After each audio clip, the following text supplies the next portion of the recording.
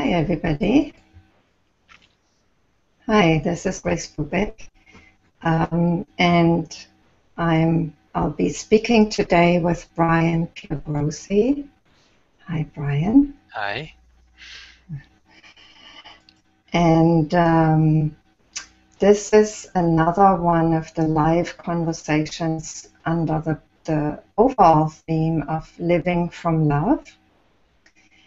And for those of you who are new to the series, I just wanted to say you'll find all the information about it on the Living from Love website if you want to find out more. And we'll also hold on just a sec. Okay, I just had to shut something off there.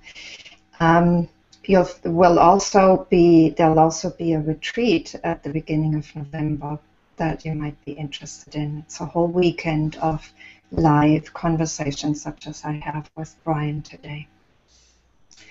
So as Brian we'll move to the topic of true intimacy, which is our topic today. And as Brian said in his the publicity that he put out, he approached me because he wanted to talk to me. He liked the way that I speak to people. So I thought that was interesting, that was intriguing, and I was happy to speak to Brian.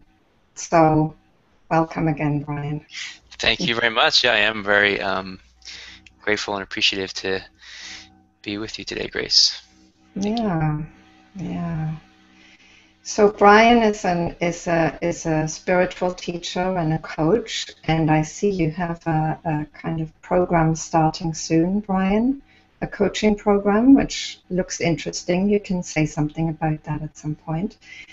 And he's also an author. I read one of his books, The Wow of the Now. You definitely have very catchy titles. The other one is The Big Glow.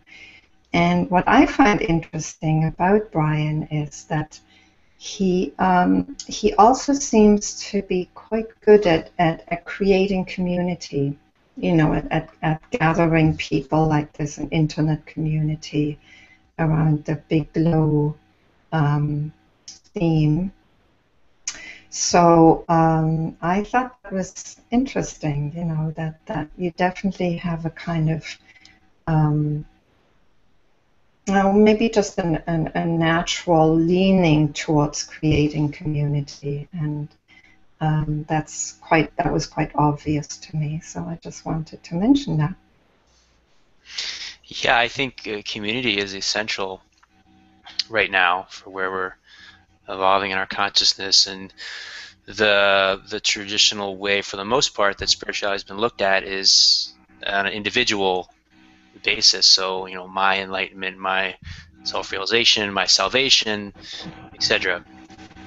In the realm of a separate individual, and, you know, quite often the realm of the ego. And and what I think is the call right now is to come together, in community, and create community together. Not just any kind of community, spiritual community, conscious community. Coming together with a intention, with a purpose to see ourselves more clearly, just through the mirror of each other, to learn and grow and evolve in our consciousness together through relating with each other. And it feels to me like the relating is so much more, the growth is, and the evolution and the self-awareness is so much more exponential than just talking to yourself all day, you know, because when you're by yourself, you can get it, so you can sort of control the dynamic of things much more easier than when you're relating to other people, and you realize, oh, I can't really control what they're going to say to me, or what they're going to think about me, or, you know, how they're going to respond to me. So it's really a powerful space to be in, especially with people that are sharing the same path with you together. So that's, it's been a real passion for me to bring people together, not just online. I think in person is when it's really powerful. you know, through the retreats that I have and the different gatherings and events to bring people together with the shared intention of really, at the foundation, being it sounds so simple, and it really is so simple, but yet so powerful. Being present with each other, you know, really being present with each other, and seeing what kind of magic and miracles arise in this this human dimension of reality through that shared presence together. And yeah, it's you know, being with others, like Sartre said, can be hell. And it's basically hell when you're trying to control the outcome of that being together. That's how I see it anyway. And it can be very magical if you're willing to be very just here with what is, like, you know, I mean, in a way, naked, not dressing up what's here with some kind of protective layer or some kind of, you know, image that needs to be maintained. Even the image of a spiritual person, you know, being sure, compassionate and kind and all those kinds of things. So, how do you see this, Brian? And I take it that this takes us also into the topic of intimacy. Yeah, I agree, and I also feel like when it is hell, when it feels like hell, when it feels like, that's great too, because then that's when you can really notice, oh, I have an expectation here, or I have a belief about how this thing's supposed to be, or how it's supposed to be, or how this person's supposed to, or how I'm supposed to respond, and then you know, the stories that we create, we identify ourselves with them, so then there can be sense of shame or guilt, or all these kind of things can arise, and if you have the intention, what in a because see, I think in the kind of normal relatings that people have, they are looking for a certain goal, they do have a certain outcome that they want, and they want to be happy, they want the other person to make them happy, you know, very simple, and all the drama is created from that little mistaken belief. Everything comes from there, right? So however, if you have this conscious, spiritual, intentional relating with someone, now if you notice that conditioning, or you notice that belief, or you notice that unconscious pattern, it can be brought to your attention. You can be brought aware of it, and then there's the opportunity to transcend it. You know, so I don't think that, I think that there's this misunderstanding, and I certainly had this idea, you know, that this kind of relationship is all just peaceful and flowers and laughter, and maybe it is, but maybe it's not. You know, maybe it's challenging, maybe it's difficult sometimes, maybe it forces you to see parts of yourself that you haven't been willing to look at. You know, so you kind of, I think when you commit yourself to this path, to this kind of relating, you sign up for whatever comes your way. There's an unconditional relationship with the moment, you know, an unconditional relationship with the now, and that's the sense of true intimacy, is, as you said, being naked, or not running, or not trying to escape, or not trying to resist or suppress or repress whatever's there, but being fully present with whatever's here, without thinking that it should be any different than it is. Yeah, yeah. And you know, most people, and that's why I said naked, most people don't realize that that includes themselves. So that includes not just how the other happens to be in that moment, or what they said, or what they did. It includes also what shows up here, you know, what shows up in this in this being. And that may be very uncomfortable. I mean, there may be all kinds of things that show up Yeah, I think that that that's we're used to kind of covering over with some kind of disconnect from it. And then what comes in is like the mental construction of what's happening, which may be blaming the other person or blaming oneself, saying, "Oh, I'm not kind enough. I'm not compassionate enough. I shouldn't be feeling like this," for example. So my sense is that it really, the intimacy, the willingness to be in that nakedness is both there for oneself as much as for the other. I think the relationship with oneself is primary, and the relationship with the other is secondary.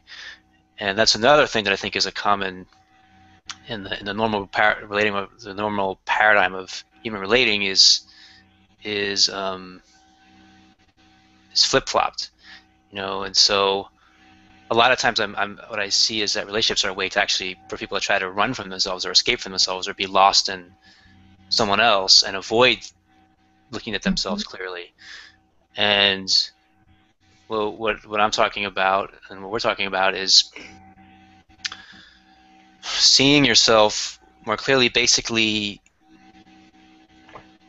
you are primary because you are learning to love yourself, all the parts of yourself, all the aspects of yourself, embrace all the parts of yourself as divine, as reflections of God.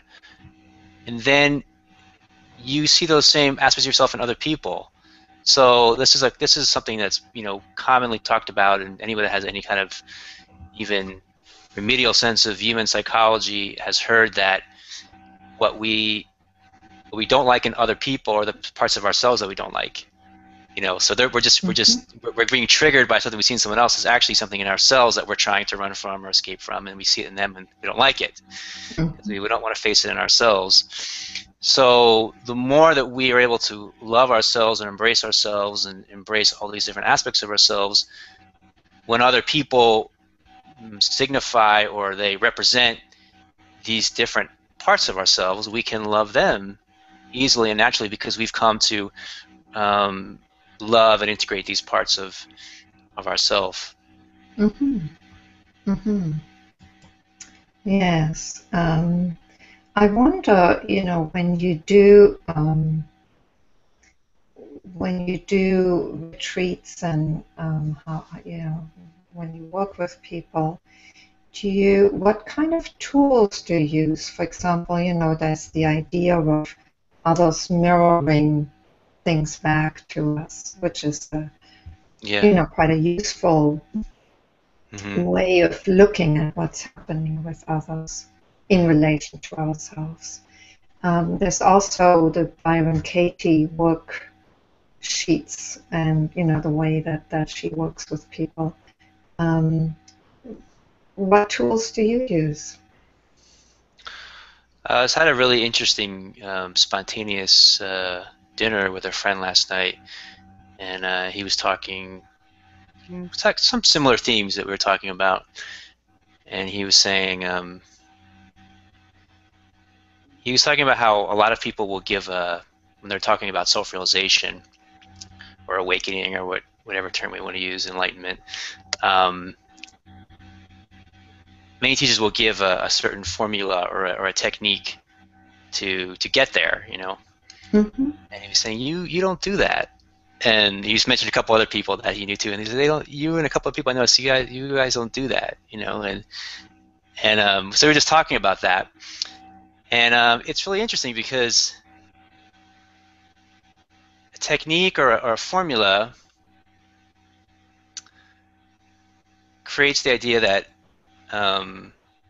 or it can create the idea that I'm going to get somewhere in the future that's better than now, and what I'm interested in is people being fully present here right now. So there's this amazing paradox, you know, of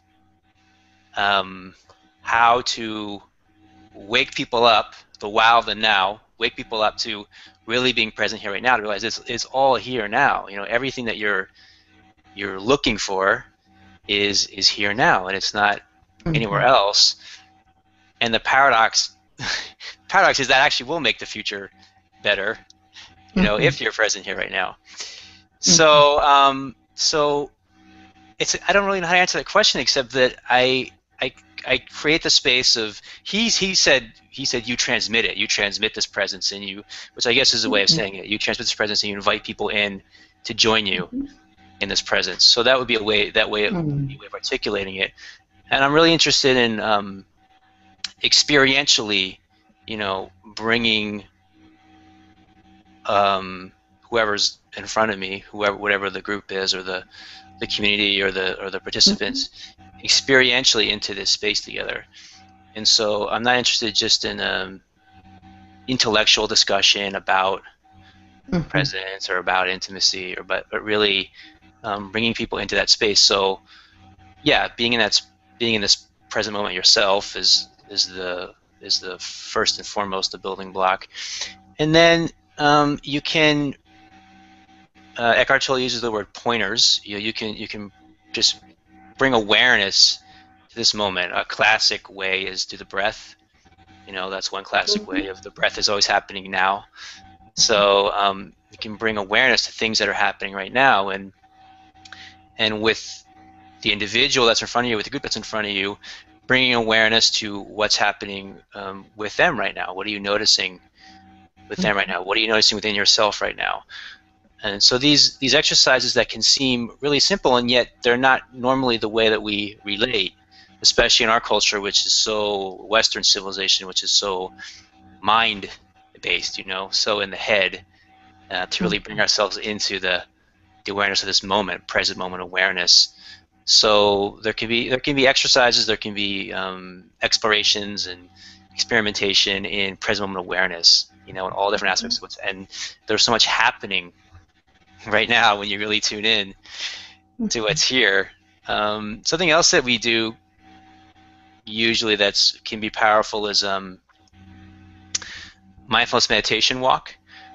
A little bit different, a little bit more kind of fun and playful than maybe some of the traditional ways. So we go into, we usually have retreats in nature, so go into the forest or go on a hiking path and have a nonverbal space to take in with all our senses what's happening together. And there's sort of a freedom of movement and exploration and kind of the encouragement to use all your senses, so you can touch things and look at things and listen, and you can, you know, maybe show something to someone else that you know, things that you wouldn't have noticed that were maybe otherwise boring now seem very fascinating, interesting. The way a rock looks, or the way the bud of a flower, you know, things like this. When we bring our presence and our full self to this moment, that's where the sense of magicalness and miraculousness is here. So just continually bringing people to this moment together, and then I think when someone's consciousness is brought to this moment, they realize what we're talking about. They realize what's here, and the body and mind system starts to recondition itself, rewire itself to be present, and see the value of what's present, and be present here, and be present with each other, and as opposed to being lost in identification of stories around the past or the future. Yeah. Thank you for sharing that. You're welcome. You know, I'm sure that'll be interesting for people, and maybe consider also doing a retreat with you. Yeah. Doing working with you. I guess my question was really, you know, it's like tools are there not to bring us to a better future. That's Yeah. not how I see tools either. Right. Tools are helpful when people get stuck in a story. You know, I mean, sometimes there is quite an easy opening to just being there. You know, it doesn't Yeah. feel threatening. It feels, you know, it tastes sweet. It tastes good. It tastes magical. It's quite easy to open to that. Yeah. But then, you know, there are things that trigger us. There are things that really bring up a story, an old Right. pattern that gets in the way of that presence. And so my sense is, if you know, if you're interested really in working with people and helping both ourselves and others be in that immediacy, in that, you know, just being. There has to be some way of something that helps people see when they're caught in a story. You know, when they're caught in a belief, when they're caught in something that's old, and that invariably takes them out of that full presence. Right. So in that sense, my you know, tools are not about anything intellectual or achieving something in the future. It's actually really about, you know, helping people really just let go of everything that blocks that intimacy, that presence, of simply just being here, you know, being here with what is, whatever that turns out to be. I think a couple things in that regard. One is being in this space of present moment awareness. Sometimes, like, you're in a space of present moment awareness, and sometimes I notice people themselves, without even me saying anything, you know, they'll be going on and be like, oh, like, oh, I'm talking too much, or I'm lost in a story, or you know, because you're not playing along. You know, you're not playing along with the game, and they kind of just catch themselves. That awareness kind of catches fire and catches somebody else. Yeah. You know, so starting with that space of present moment awareness, and then the other thing I think is important for everyone to realize with this is that if both people are sincere in wanting to break free the identification of their stories, because if someone doesn't want to, there's no point in trying to butt heads and try to make something go when they're not interested in going or don't have any awareness of going to. Well, there's plenty of people that are really interested and they're looking for someone to support them and they're looking for a clear mirror. And I think that one of the best ways for me is just the process of inquiry, you know, of asking the right questions, and allowing somebody to see for themselves who they really are and what's real and what's not real and what's true and what's not true. And so if there's that shared inquiry into truth together, then that truth will show itself, and what's not true will also show itself, and then, as you say, you know, fall away.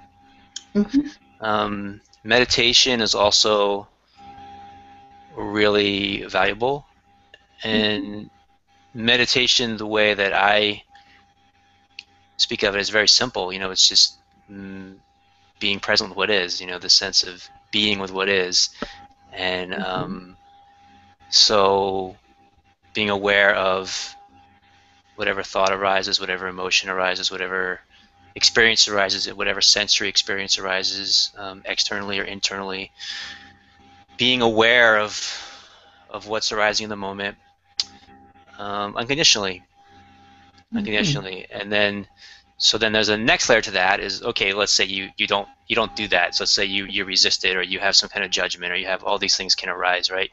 So then we just be aware of that, if that's there, then be aware of that.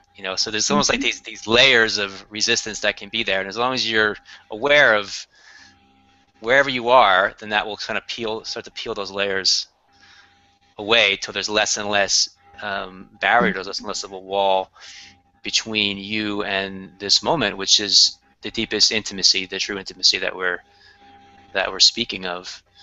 And then with that, can one also be aware of, so that's all the things that are changing. The world of phenomena, the world of form is always changing and moving, and the senses and the thoughts and the emotions and the experiences are always changing. And can we also be aware of that which is unchanging? Be aware of that which never changes, which has no form, which is not in the realm of time or space, which is, we could say, I guess the word that I've found closest that I've been liking to use is infinite. That which is infinite, that which has no container or form. And as you know, I feel that is that's the essential component of this. That really changes everything when you realize that your true nature and who you are, and it allows you to relate to the world of form in a completely different way than when you thought you were a separate body mind that was born and is going to die, and there's the fight for survival and the fear and competing against other body minds for resources and all of that realm. That's the cause of suffering, on the planet. Consciousness. Yeah.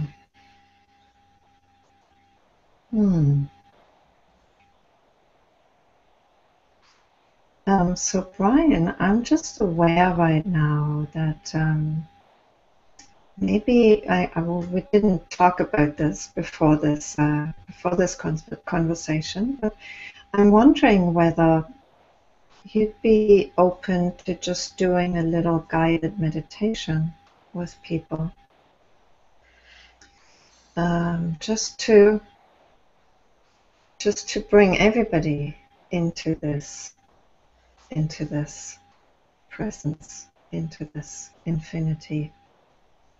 Would you be open to that? Yeah, I don't know if it'll be necessarily guided so much, but I think what would be nice would be to kind of to lay the foundation for maybe a couple minutes of silence that we could share together and explore this on an experiential level. Sure. Together. Yeah. So the beauty of doing something live is really that people are there, they're with us. Yeah. And so I find it's actually really beautiful to not just talk, but really be in the experience also. Because when and even for people who are watching this, if you're watching this after the event and you're watching the video,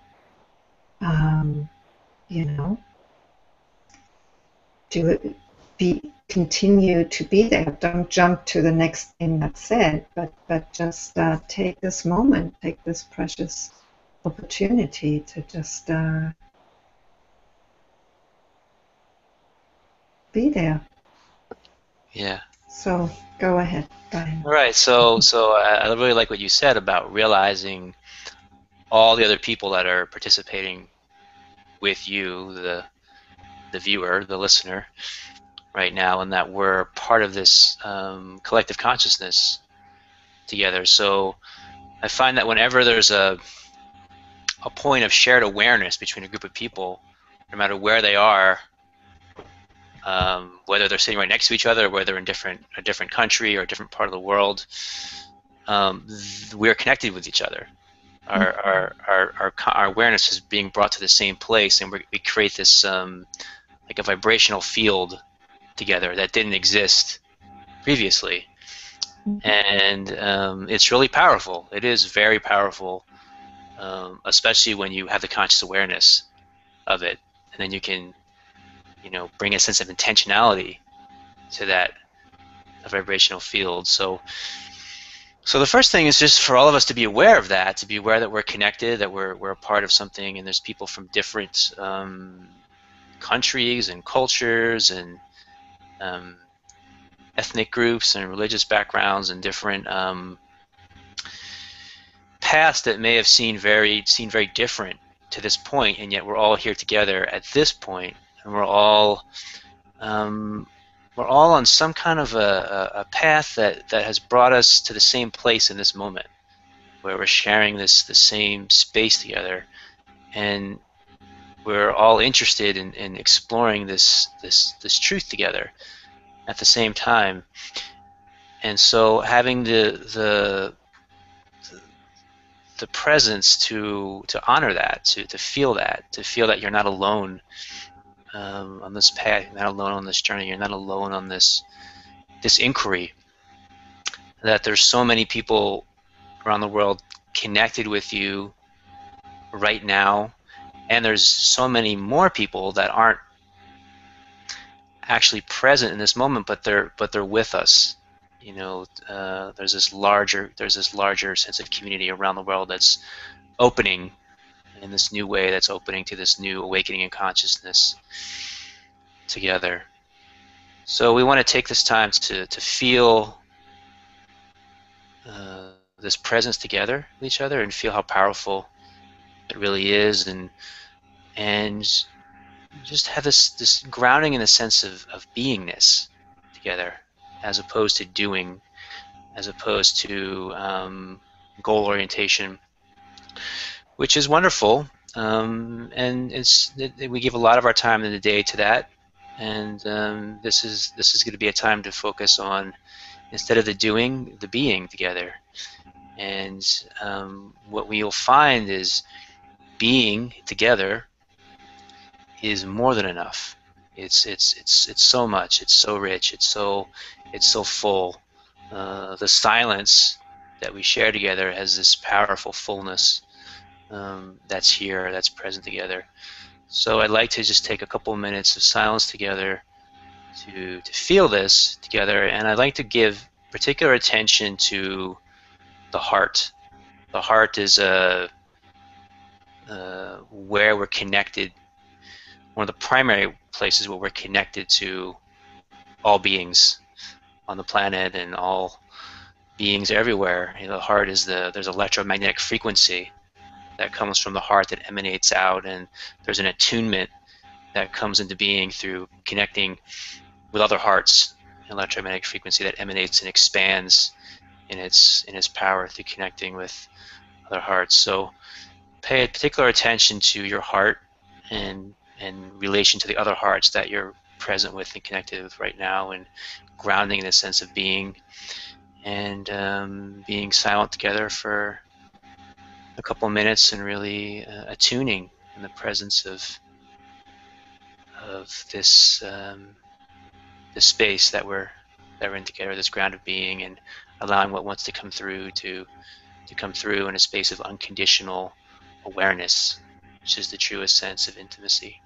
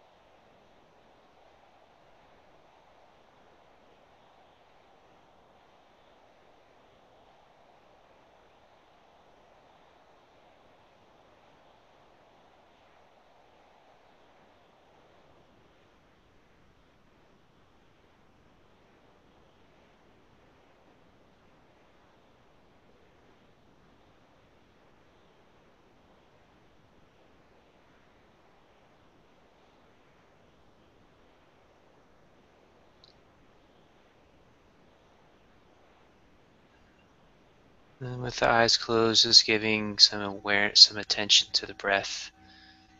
Slow, deep breaths.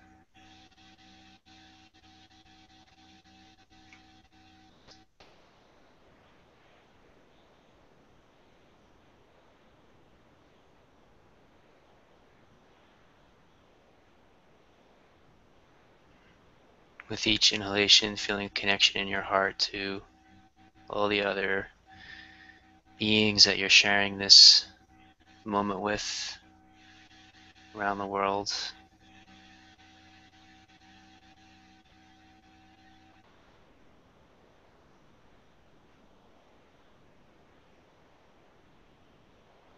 With each exhalation, circulating that energy through your body, through every cell of your being, and also just releasing any old energy that doesn't need to be here anymore, that doesn't need to serve you or others any longer.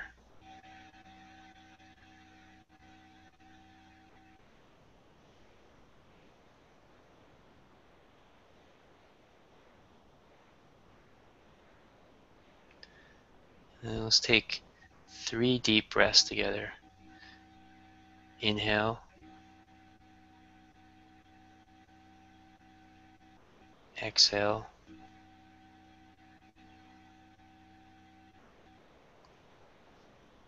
Inhale. Exhale.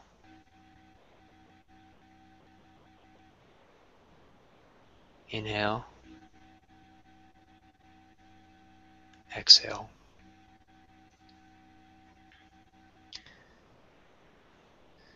And when we're ready, we can open our eyes with fresh, innocent eyes, as if we're seeing life for the first time, because you are seeing life for the first time, and you see your own reflection staring back at you wherever you look, seeing your own self, the one self.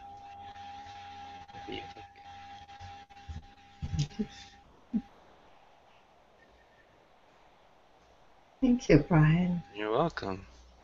And I'd just like to suggest it's beautiful. I love the way you brought in everybody. Yeah. And I'll just suggest that people, if you'd like to, go share your experience on the comment thread, which is right next to the image, to the right of the image. I hope I'm pointing the right way. I think you are. Looks like to me on my screen. Yes, it's because the screen is actually, it's a mirror screen. It's not a truthful screen. So, yeah. I mean, the image that I'm looking at on my computer. So, yeah.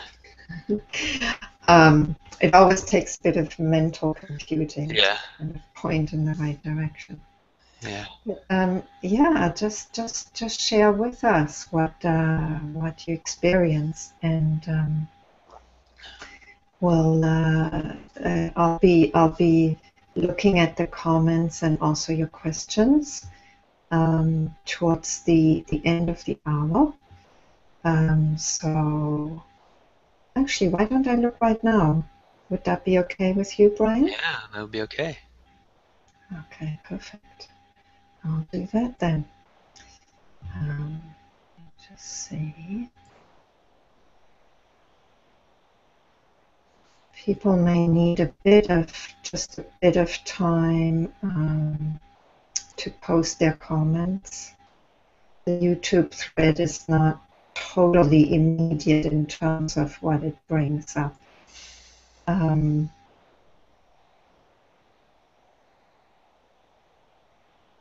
Yeah, nobody's shared anything yet.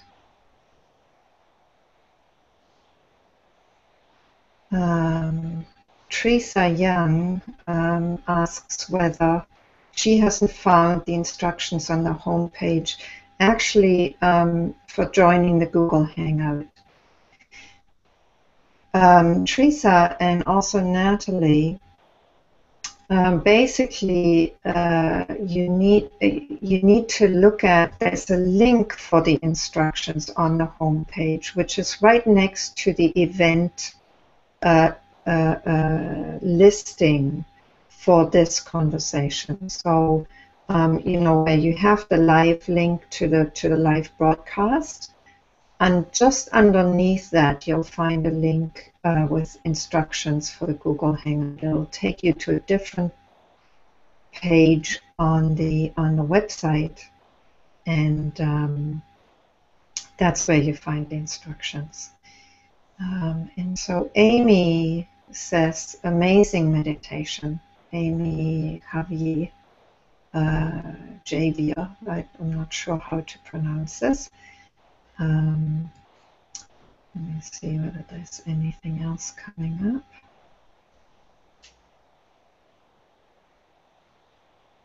Can I say something about the meditation while you... Yes, go ahead. Go ahead, Brian. I think what's a little different about the meditation we just did is that oftentimes when people meditate, they are trying to tune things out. Trying to put it simply, they're trying in some way to get rid of things they consider bad. And we didn't do that in this case. We actually included more, as opposed to try to escape so there could be less. So that's one of the foundational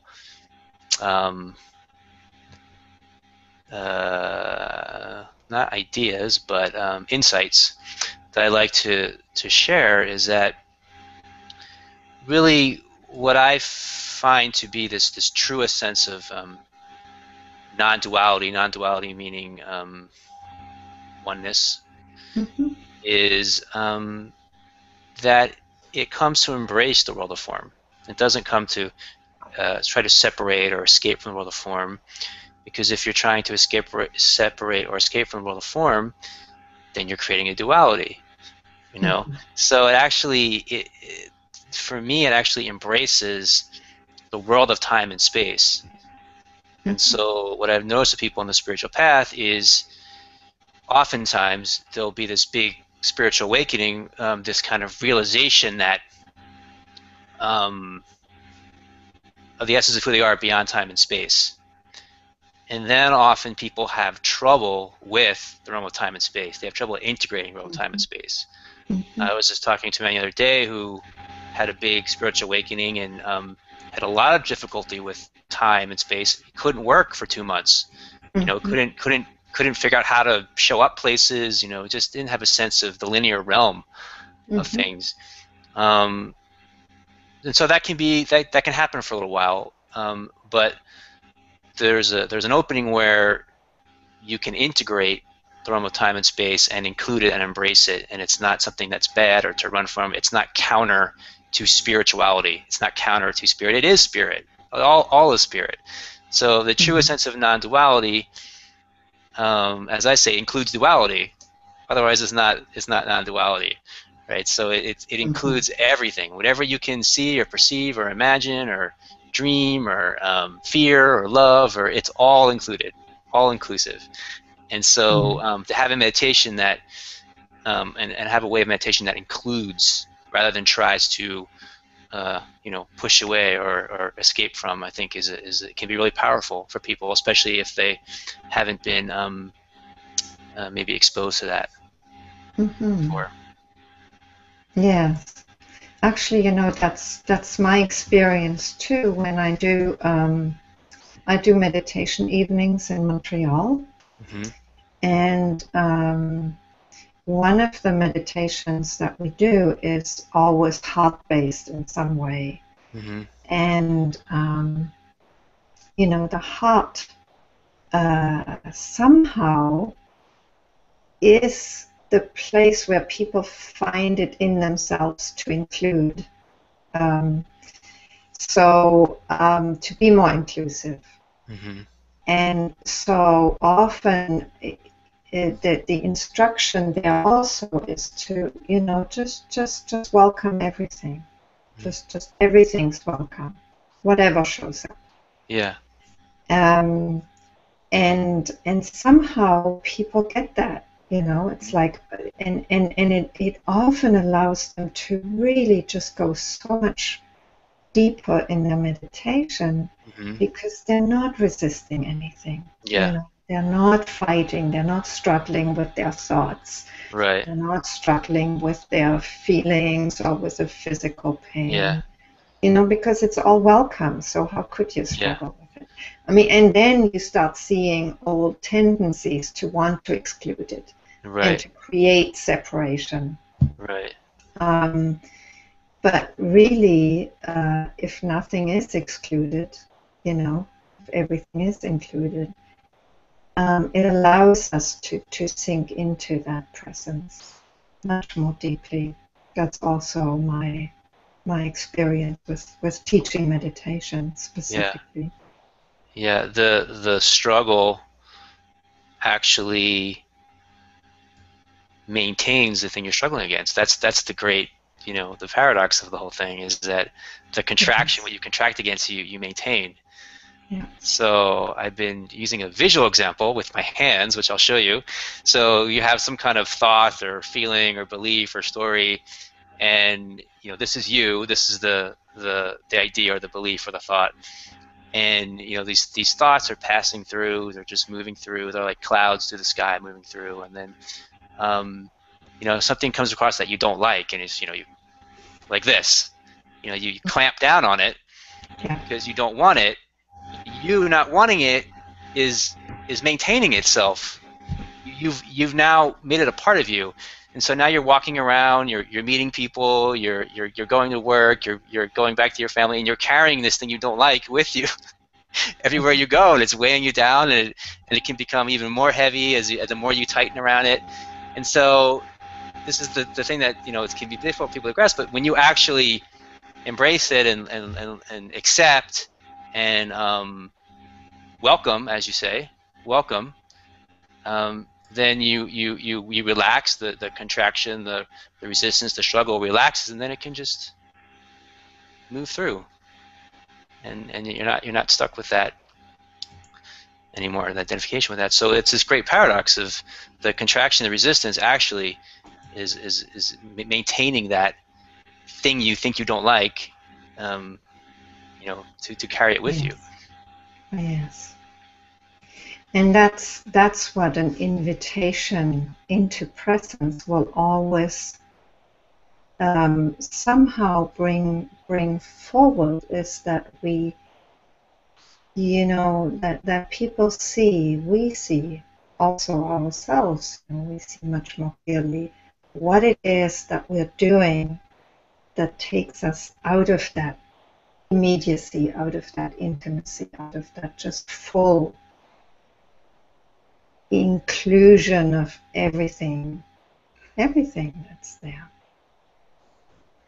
Yeah, and the other aspect, the other truth, again, this is something that many people have heard, but to really deepen into the present awareness of it is the realization that anything in the world of form is temporary, and that it will pass. So that awareness allows you to have a different perspective on how you relate to what you're observing and what you're seeing. On two levels, I think that it allows you, if it's something that you consider to be, well, first of all, as you go deeper into this too, even what you think is negative or positive or good or bad, even that starts to fall away, because you realize you go deeper and deeper this sense of what I call spiritual humility. This sense of not knowing how things are supposed to go, or what's better or what's worse, or which way, which future is a better future, or which past was a better past or worse past, or all of that starts to just fall away, and your mind becomes more simple and quiet to just relaxing into not knowing, to relaxing into this deep sense of not knowing how things are supposed to be, or not knowing that things should be any different than they are, and it allows you to really just be with what is, from a space of innocent awareness. Mm-hmm. Mm-hmm. Yes.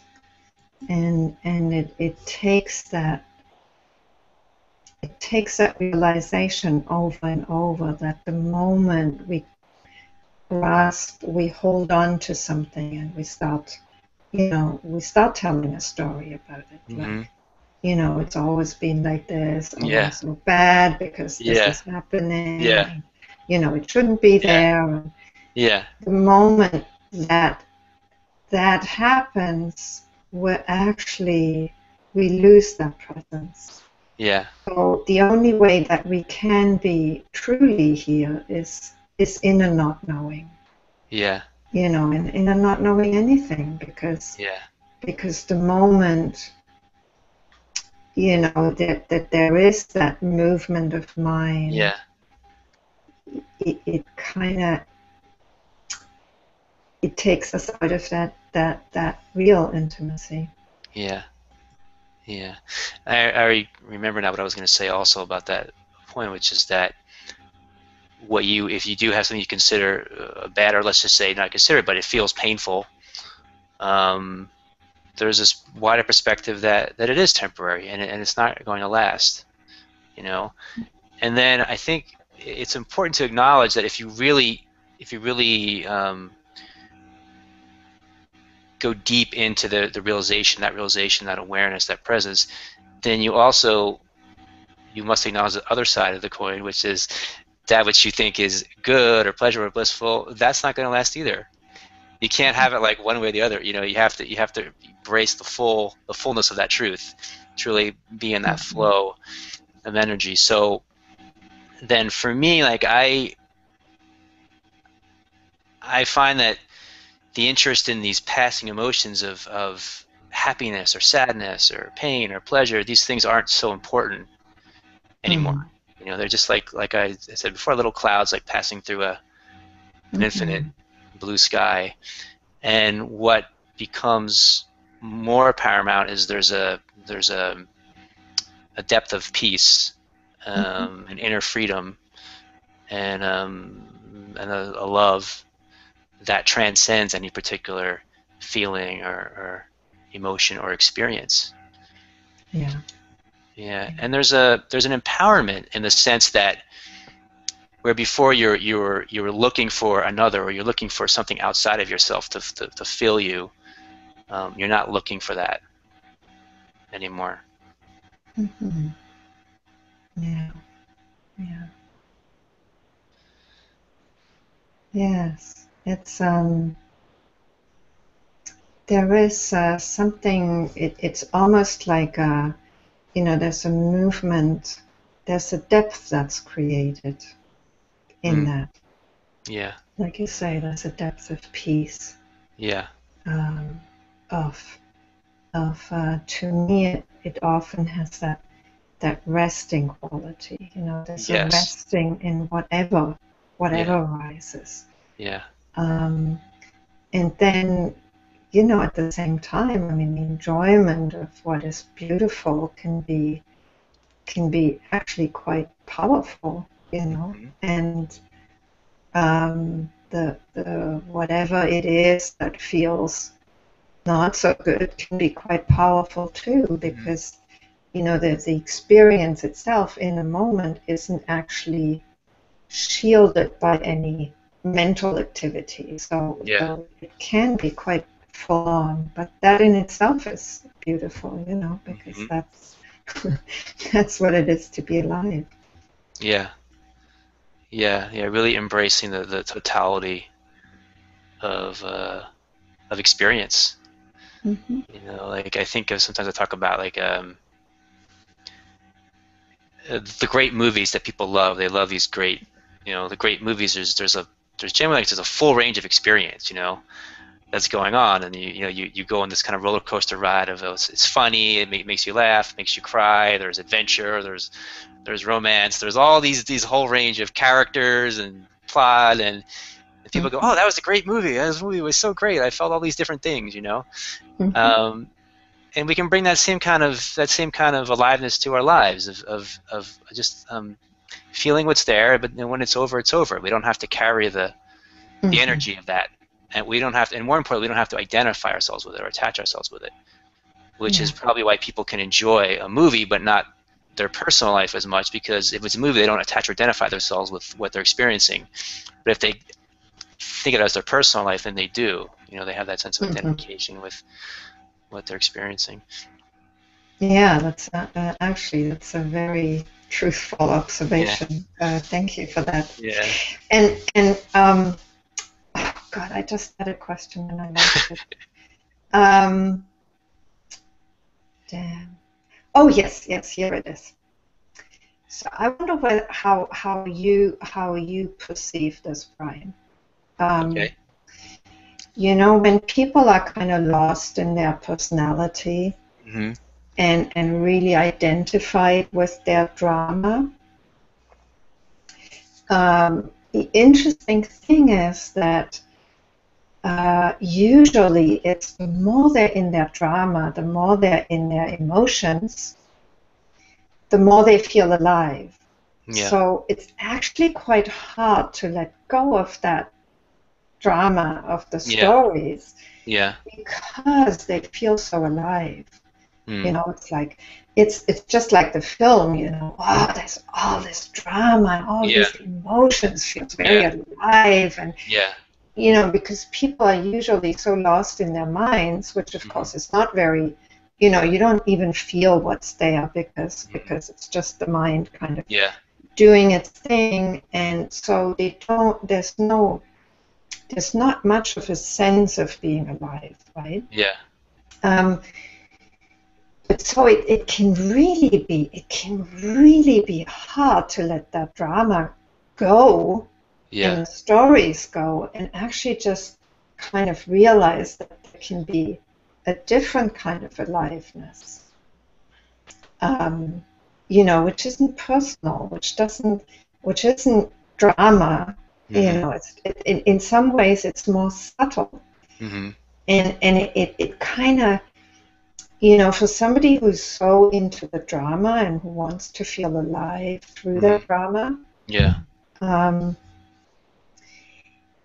it can take quite something to discover that more subtle aliveness that is actually there when there is when there's just presence, when there's just what is. Yeah. Yeah, I agree with what you're saying, and I think that there are some people that they're really into the drama and they find it enlivening. Yeah, you know, it's good entertainment, and people share their dramas. You know, like when people talk, it's all about that kind of entertainment. Yeah, well, that's what I noticed. Like they had these reality TV, so-called reality TV shows. My friends tell me that who've been actually most of it is scripted. But anyway, besides that point, a lot of drama. You know, people yelling at each other and swearing at each other and fighting. It's like when I've observed it, that's about pretty much the whole show. It's people fighting and yelling, and somehow this is interesting to people. They get excited. It's enlivening. Yeah. As you say, you know. So I don't have anything to. I mean, me personally, I think if people like that, that's fine. I don't have any. I'm not telling anybody to do anything differently. I guess my role begins when people want to get out of that space, when they've had enough. They're starting to feel like this is exhausting. I'm tired of this. The drama. You feel it's like you're in like a little cage. That's why you're in a cage and you're trapped in this cage, and you start to look for something real, because that's the other thing is it's like this false world that you're in, where your image is so important. So I think that's a big part of it. Is there's the enlivening, the aliveness is like you have a sense of motivation. I think that's what it is. You have the sense of motivation. You wake up and you're things that you want to take action for. What? For your image, to protect your image or to promote your image, and then you come to a point where it's like you realize my image is an illusion. It's just an image. It's not even who I am. It has no sense of reality to it whatsoever. And in fact, my image is not even the same as the way someone else image views me. And I can't make everybody imagine me the way that I imagine myself. It's not possible. I feel this a lot with actually with celebrities. Yeah, there's actually a lot of the motivation comes from this sense of lack of self-worth and a lack of self-love. Mm-hmm. So then there's so much energy to get external validation, and it's never enough. Now I want 10 million people, now I want 20 million people, and they're still empty inside, still wanting that validation of their image. So Mm-hmm. there's some point where this game can end, or there could be a desire to end it, and a desire to open up to this deeper sense of who you really are, and this sense of self-love, and the freedom and the peace and the love and the empowerment that's within yourself, and the sense of aliveness is very different, and much more real, and Mm-hmm. kind of unshakable. Yes. So Yes. if I look behind my screen right now, there's like a kind of a tree, a small Mm-hmm. tree, but a tree, and there's leaves, and the sun is kind of shining to the angle of the to an angle to the on the leaves, and the way the light is shining on the leaves, and the leaves are moving, and there's such aliveness, you know, that's here in every moment. It's so alive, it's so rich that someone who's lost in the drama can never cannot be aware of that subtle level of Mm. of aliveness Yes. that's present here now. So that's the invitation, is to realize that, and it's a good point, because um, the subtitle of my book, The Big Glow, is Insight, Inspiration, Peace, and Passion. Mm-hmm. And some people are like, oh, how do those go together? And this is how they go together. Is that there is a sense of deep peace, but also a passion, because you are every moment is different, every moment is unique, every moment is alive. So now we're bringing our presence to the truth of that, and we're so interested in what's happening in a way that we never were able to be before, because we weren't present to that truth of every moment being unique, and fresh, and alive, and innocent in its magic. Mm-hmm. Um, can I make another point on that as well, unless you have Go another ahead. question. Okay. Um, what I think is really powerful too is there's this opening I found in myself.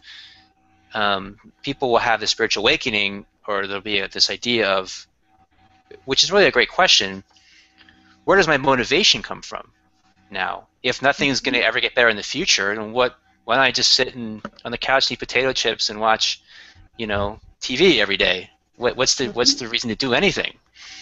And it's a genuine question, and it's a good question.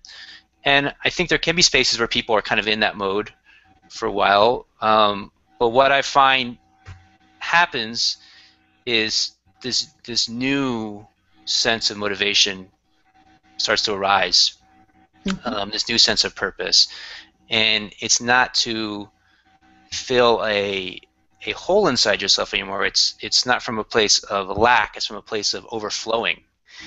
So there's this. You are sort of like an empty channel. So there's nothing on the egoic level. There's nothing you need anymore. There's nothing that is lacking. You're just sort of empty, and that's when Spirit, God, can fill you, and the creative intelligence can fill you and come through you as a clear channel into this dimension of reality to express itself and create itself in this world through you, for the good of the whole, for the good of all beings. So Mm-hmm. now you're being moved by a different force. You're being Yes. moved by God. You're being moved by the source, as Mm-hmm. opposed to just superficial egoic motivation. So it's a whole different level of inspiration that's beyond anything you could ever have on the egoic level of what you're referring to, of this aliveness in the drama. There's a certain motivation Mm-hmm. of the drama of I want to get back at this person and get revenge on this person. There's a motivation in that, but it's this really superficial, shallow, Mm-hmm. egoic level, as opposed to this deep level of creative Yes. inspiration from God that we're excited about. Yeah. Yeah. Yeah. Thanks for adding that, Brian. And actually, I'm just looking at the comments again, and you almost asked, you kind of answered a question that somebody posed. Um, so let me just take a moment to get back to the comments. Um, Hélène Saint-Amand says, silence was magical, inhabiting myself in meditation. And she also says, presence takes the ordinary and makes it extraordinary. I like that a lot. That's very well said. Mm-hmm. And then Teresa Young asks the question. I'll just read it out and you'll see whether you feel you've answered it. Okay. Brian, what can you share about how you remain connected in presence while also moving forward with the action steps required to manifest your professional calling or your felt career purpose? Yeah, I think that we touched on that. It's like you're more present to listen for what your guidance is. But where your mind is cluttered and scattered, you're not really able to tune in to that deep sense of that of God, of spirit, to create. Because to me, the way I feel God is like what I call the universal creative intelligence. So there's this creative intelligence that's alive, that in the world of form, the world of time and space, is creating everything that's happening. And the more that we tune into that, the more we're a channel to create, to co-create together. And we can create from this space. We can create from a whole other level of creating beauty and love and peace and inspiration. And when we're tapped into this source and being this clear, quiet channel for this energy to move through us in each moment. So I don't view the two as in competition with each other, as in conflict with each other, presence and direction. I think they go together perfectly. Presence comes first, and direction comes from there. Mm-hmm. Well, actually, I'd like to have a go at this too. Mm-hmm. My sense is that they don't necessarily go together as long as there's still an identification with some personal goals. Mm-hmm. What happens is when there is a letting go into being, and a willingness to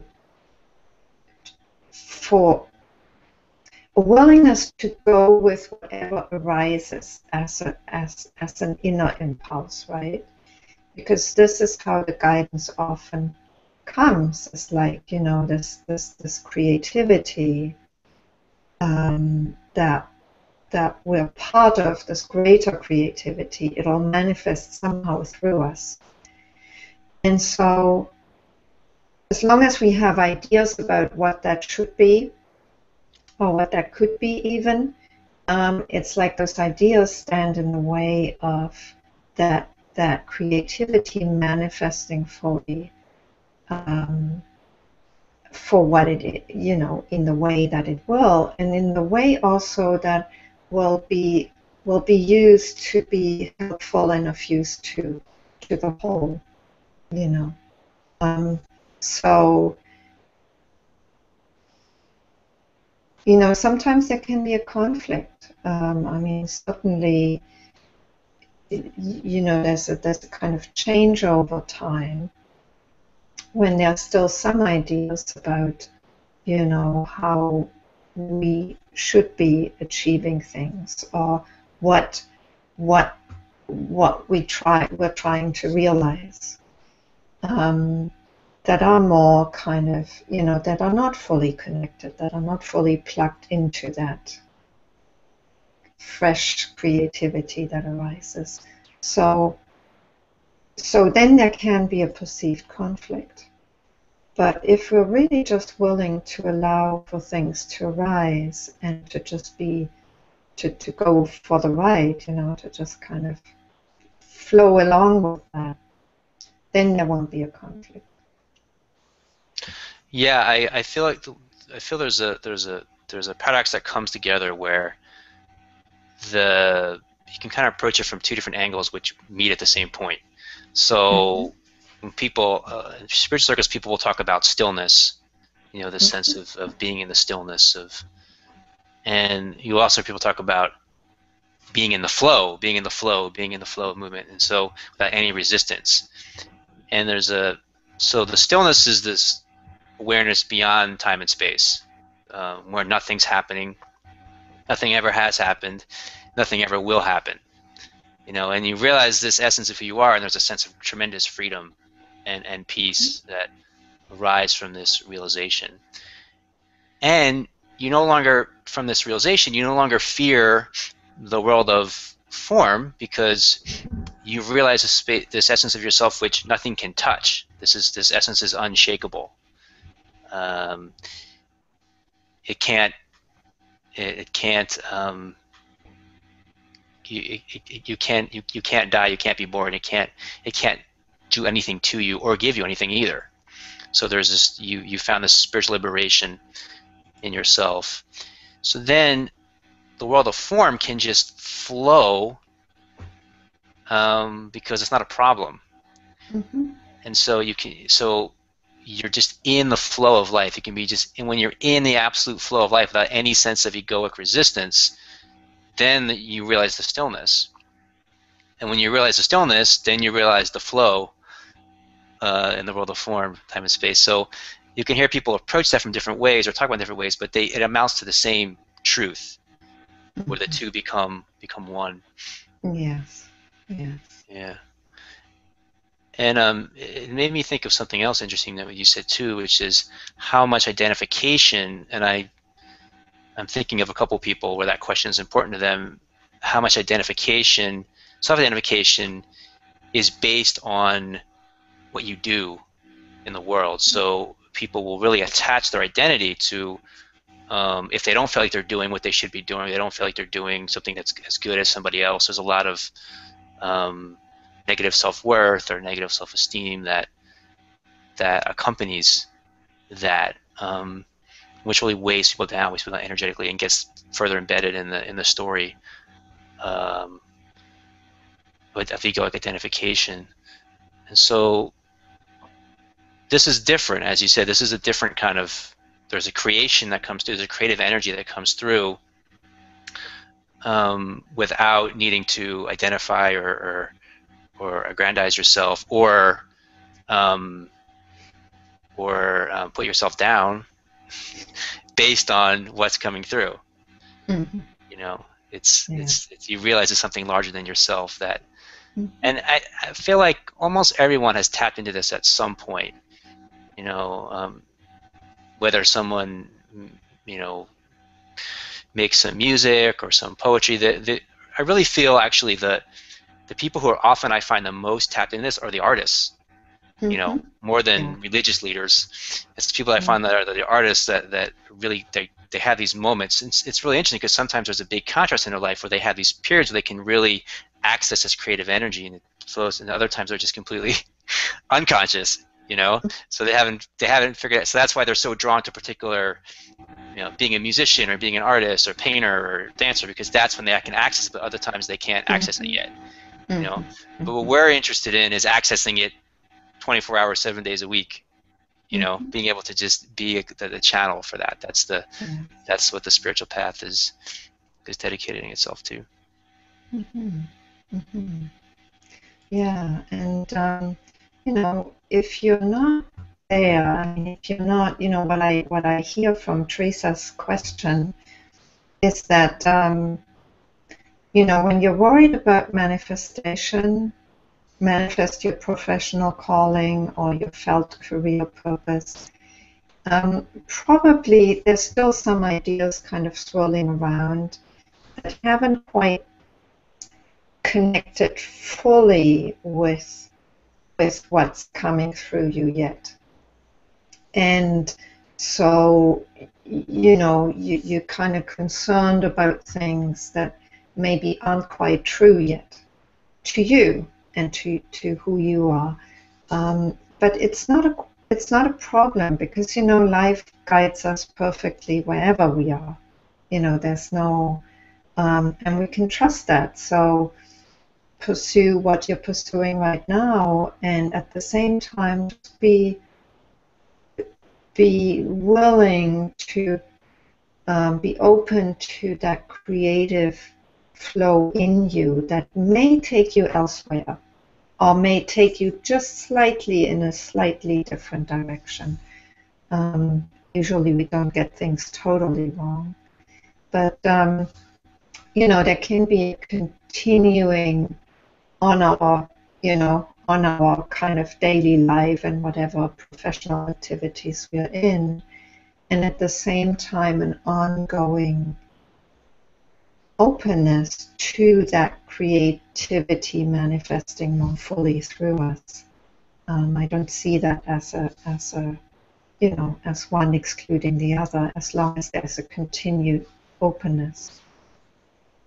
How would you see that, Brian? Yeah, I agree. I think that the mind, our minds create conflict of both of either or. You know, this or Yeah. that. Which one should I do? And how much? And let me talk. You know, all this. And the opening in this consciousness is from either or to both and. You know, Yeah. they're both have their place, and the integration of both together as one, as opposed to either or and trying to struggle between two projected differences. Yeah, beautiful. Yes, thank you. Yeah, that's very helpful to put it also that way. So Brian, I'm also looking again. I know Teresa wanted to come on, and Teresa, I looked for you on Google, and I haven't been able to. Basically, what happens is I found two, and I don't know who to invite there. So I guess I could invite both and see what happens. If you still want to come on, what I can do is try and bring you on.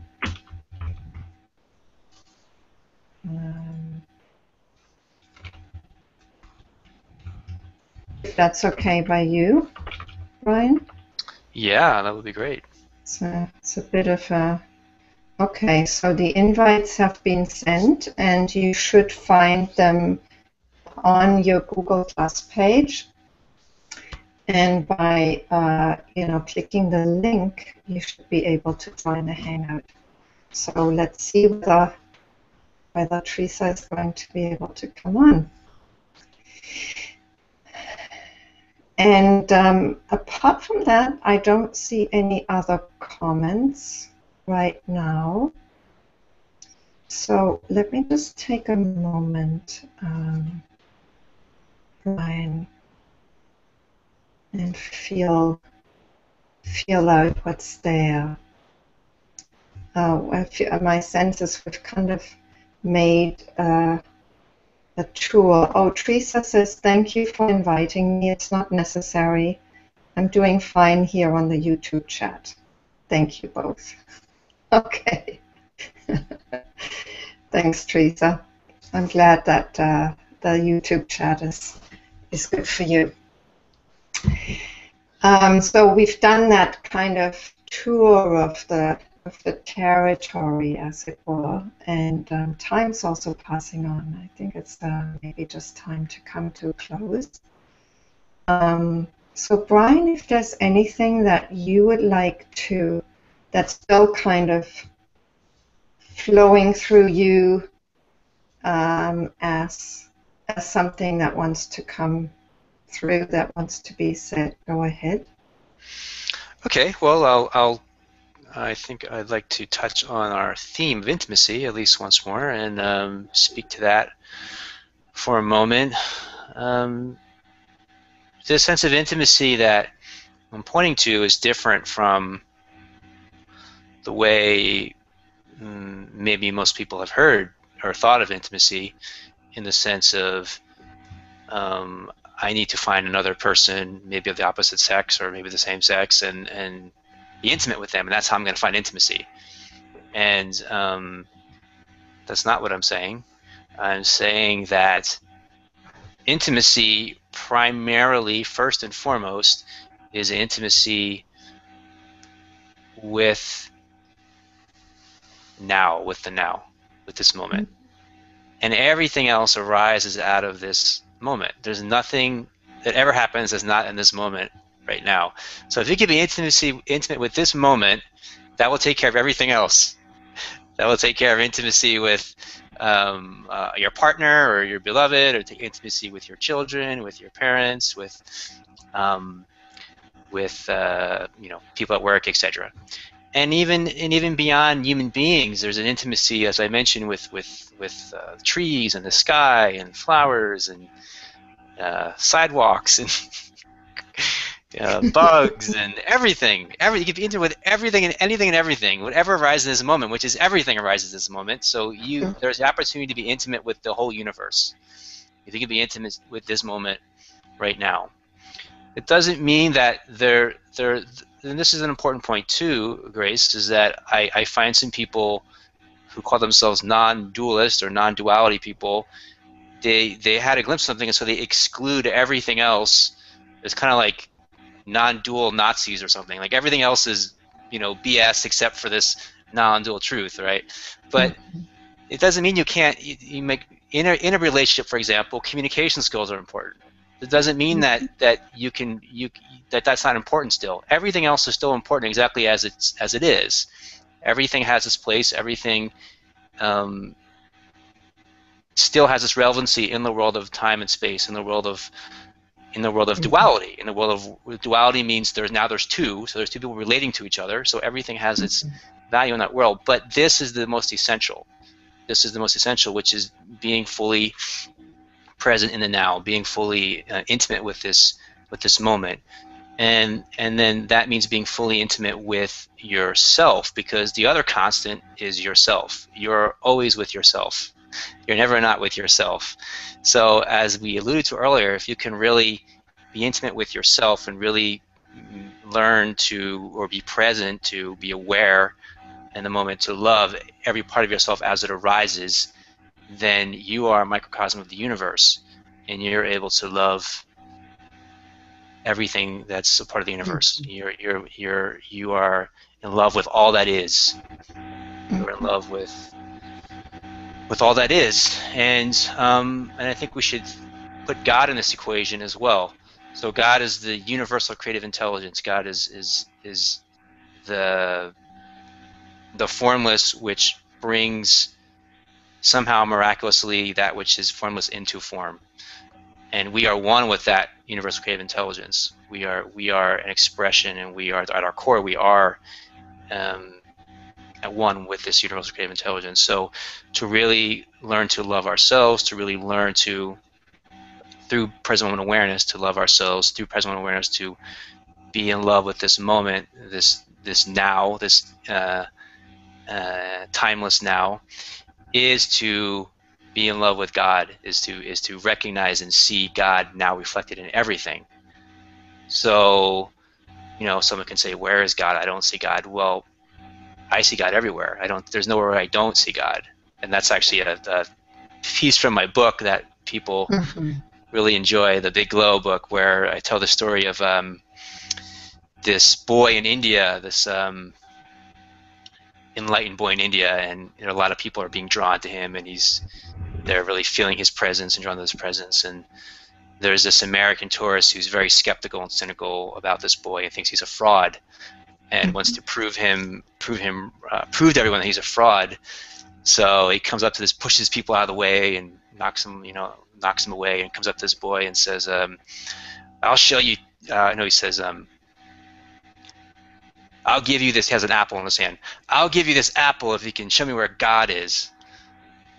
And the boy is this radiant boy, and he's got the present awareness, and he's shining, and he looks at him in silence for a moment, and he says, "I will give you 2 apples if you show me where God is not." So that's the essence of what we're pointing at here. When you have this intimacy with this moment, with this now, that is the foundation for. That's the only foundation for a healthy relationship with another human being, and then just the recognition of this connection to God in all that is and everything that is. Mm-hmm. Yes. Beautiful little story. Yeah. Very, very poignant. Yeah. Yeah, and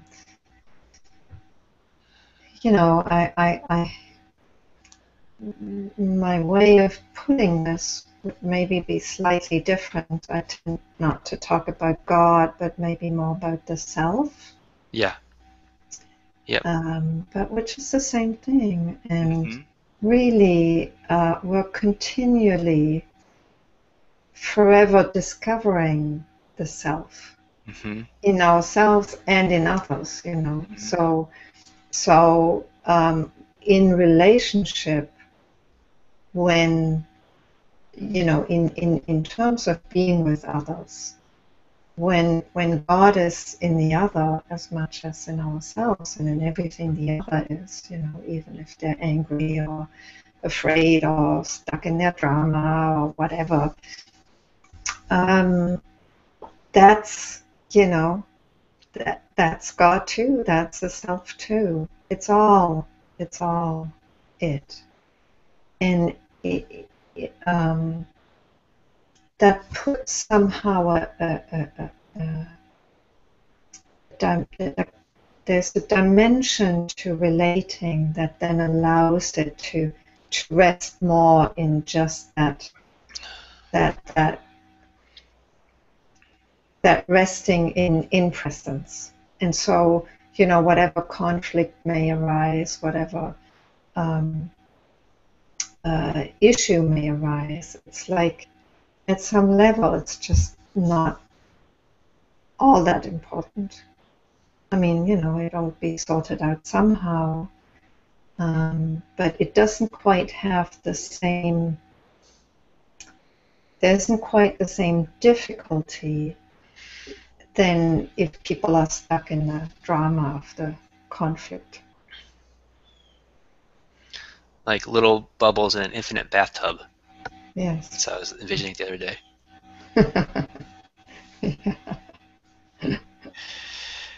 Yeah, it all is. Yes. Yes.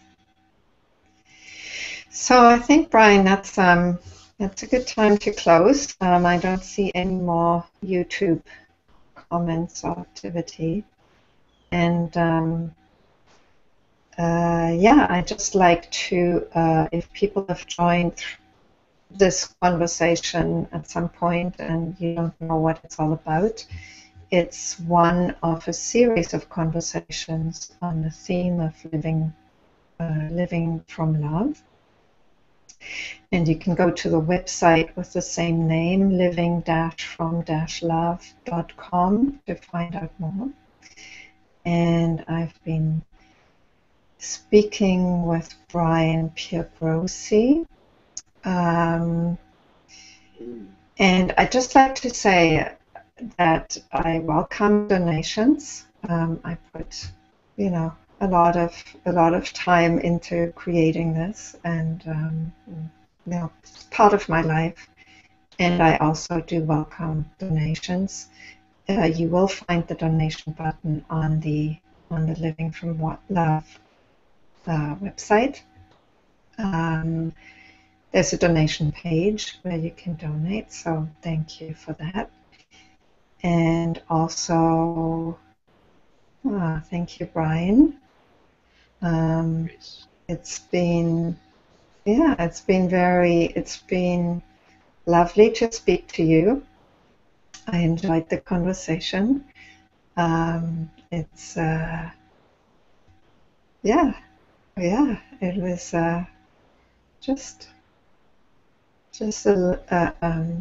I'm trying to find a word for the quality of it.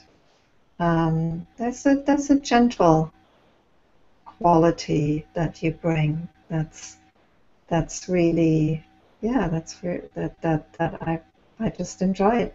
So, and of course you bring your insights too. So thank you for all of those. You're welcome, and I would like to share here again, that I really appreciate the maturity with which you explore and address these subjects. I find it rare and valuable and important for all of us. So I'm a supporter of what you're sharing here. I'm happy to support with my presence here today, and look forward to more together in the future. Thank you for Yeah. the way that you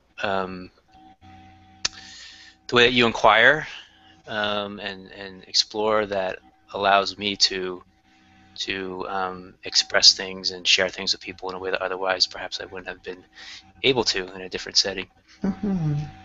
Yeah. Great. And if you'd like to follow up what Brian is doing, you can go to brianpiergrossi.com, and you'll find whatever he's up to on that website. So thank you all for joining, and next Sunday I will be speaking to Scott Killerby, and it'll be 2 hours than the usual time. You'll find the I haven't updated the website yet, so I'll do that today. You'll find the time on the website, definitely as from tomorrow. So thank you again for joining, and I'll see you soon. We'll see you soon. Bye-bye.